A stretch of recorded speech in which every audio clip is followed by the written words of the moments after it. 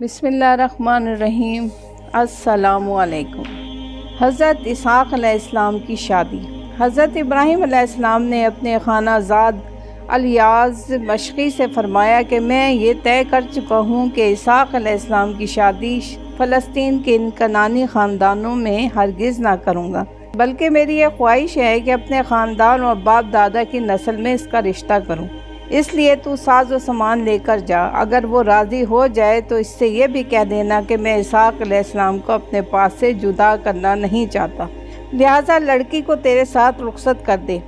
الیاز حضرت ابراہیم علیہ السلام کے حکم کے مطابق فوراً روانہ ہو گیا۔ جب آبادی کے قریب پہنچا تو اپنے اونٹ کو بٹھایا تاکہ حالات معلوم کرے۔ الیاز نے جس جگہ اونٹ بٹھایا تھا اسی کے قریب حضرت ابراہیم علیہ السلام کے بھائی بتویل کا خاندان آباد تھا۔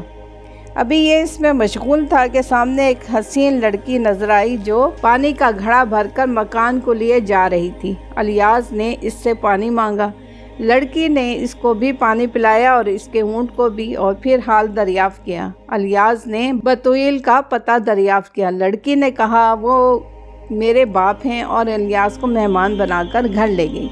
مکان پر پہنچ کر اپنے بھائی لابان کو اطلاع دی۔ لابان نے الیاز کی بیجا خدمت و مدارات کی اور آمد کی وجہ دریافت کی۔ الیاز نے حضرت ابراہیم علیہ السلام کا پیغام سنایا۔ لابان کو اس پیغام سے بہت خوشی ہوئی اور اس نے بہت سا ساز و سامان دے کر اپنی بہن رفقہ کو الیاز کے ہمراہ رخصت کر دیا۔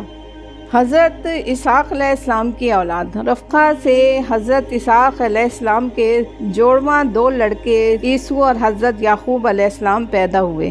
اس وقت حضرت اسحاق علیہ السلام کی عمر 60 سال کی تھی۔ حضرت اسحاق علیہ السلام عیسو کو زیادہ چاہتے تھے اور رفقہ حضرت یعقوب علیہ السلام سے زیادہ پیار کرتی تھی۔ عیسو شکاری تھا اور بوڑھے ماں باپ کو شکار کا گوشت لا کر دیتا تھا۔ حضرت یعقوب علیہ السلام خیمے ہی میں رہتے تھے۔ ایک مرتبہ حضرت اسحاق علیہ السلام نے بہت بوڑھے اور ضعیف البصر ہو گئے تھے، یہ چاہا کہ عیسو کو برکت دیں اور اس سے کہا کہ جا شکار کر کے لا اور عمدہ کھانا پکا کر میرے سامنے پیش کر۔ رفقہ نے یہ سنا تو دل سے چاہا کہ یہ برکت حضرت یعقوب علیہ السلام کو ملے۔ فوراً حضرت یعقوب علیہ السلام کو بلا کر کہا کہ جلدی عمدہ کھانا تیار کر کے باپ کے سامنے لے جا اور دعا برکت کا طالب ہو۔ حضرت یعقوب علیہ السلام نے نام بتائے بغیر ایسا ہی کیا اور حضرت اسحاق علیہ السلام سے دعا و برکت حاصل کر لی۔ رفقہ نے حضرت یعقوب علیہ السلام کو رائے دی کہ وہ یہاں سے اپنے ماموں لابان کے پاس کچھ دنوں کے لیے چلا جا۔